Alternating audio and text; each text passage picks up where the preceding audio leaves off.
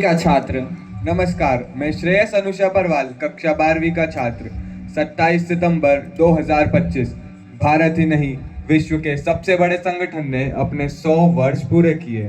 27 सितंबर 1925 को नागपुर के मोहिते के बाड़े में डॉक्टर केशव बलिराम हेडगेवार जी ने राष्ट्रभक्ति के एक विचार को शाखा के स्वरूप में मूर्त रूप दिया, वह भी मात्र 5 लोगों के साथ। संगठन का उद्देश्य था ऐसे व्यक्तियों या व्यक्तित्व का निर्माण करना जिनके मन मस्तिष्क में राष्ट्र सर्वोपरि की भावना सदैव प्राथमिकता पर रहे। किसी ने ठीक ही कहा है, your dream is not big enough if people are not laughing.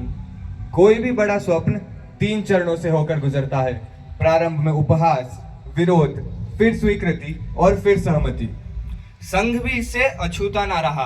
स्वप्न बड़ा था और तत्कालीन परिस्थितियों में लोगों की समझ से बाहर। राष्ट्र को बदलने निकले हो, राष्ट्र धर्म सिखाने निकले हो, यह कहकर लोगों ने उनके सपने का उपहास बनाया। संघ ने उपहास, स्वीकृति और व्यापक स्वीकृति, इन 3 चरणों का लंबा सफर तय किया। शुरुआती उपहास के बाद लोगों में स्वीकृति आने लगी। अनुशासन और राष्ट्र सर्वोपरि की भावना का बीज जो समाज के भीतर बोया गया था, अब वह एक विशाल वृक्ष का स्वरूप ले चुका है। राष्ट्र सर्वोपरि मंत्र को अपना मूल मंत्र मानने वाला राष्ट्रीय स्वयंसेवक संघ इस वर्ष अपना शताब्दी वर्ष उत्सव मना रहा है। राष्ट्र सर्वोपरि की भावना से ओतप्रोत इस महान संगठन को लोटस वैली स्कूल की ओर से आदर भरी स्वरांजलि। कौन है संघ?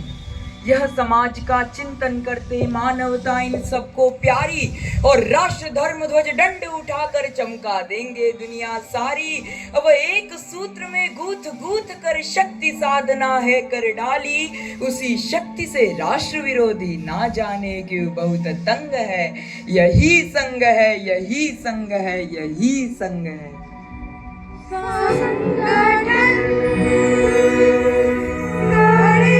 चलो सुपंथ पर चलो संगठन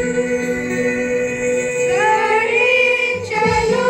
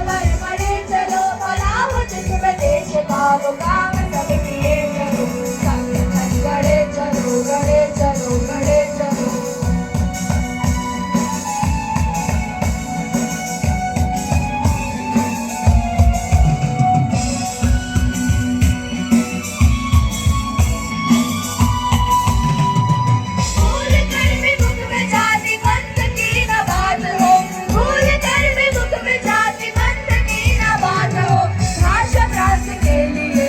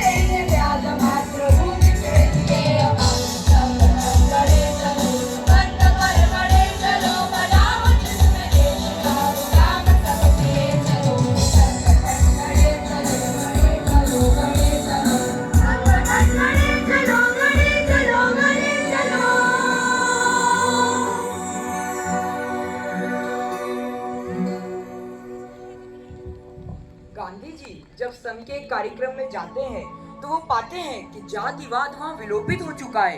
वो देखते हैं कि बालक वृद्ध सभी सम है सब सेवक सब अधिकारी, और जात पात ना पूछे कोई, भारत माँ सबकी महतारी।